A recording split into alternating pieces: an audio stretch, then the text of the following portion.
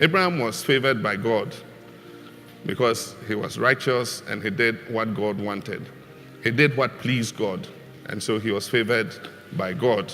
If you take his whole family, the only person who was selected for favor by God was Abraham. And so God can select you for favor.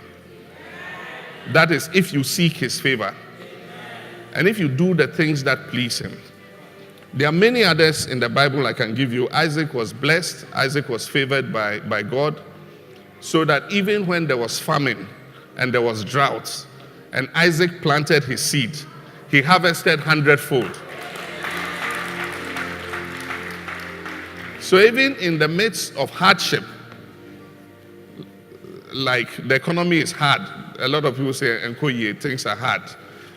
If you seek the favor of God, you will reap 100-fold, even in the midst of hardship. You remember the story of Jacob and Esau.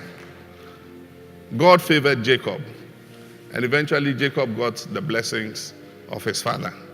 And Jacob prospered and became a very rich man, very wealthy. Remember the story of Joseph.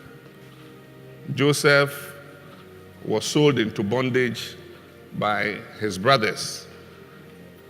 And God has a purpose for everything. You think that it was a calamity that had befallen Joseph, because to be sold by your brothers to slave traders, not knowing where they are taking you, Joseph must have felt very betrayed and very sad that his brothers would do that to him. But God had a plan. And so the slave traders took him to Egypt. And if you remember, they put him in Potiphar's house. And then he had a problem and he was put in prison. And then the Pharaoh had some dreams, and it was only Joseph who was able to interpret those dreams. And so Pharaoh brought him and made him his chief minister. And eventually, it was him who saved his brothers who had sold him into slavery. Because his brothers, there was a famine, and they had no food, and they said, "Let's go to Egypt and look for food." And when they went, their brother was the chief minister, and he gave them food to take back to his father. So that is God's favor.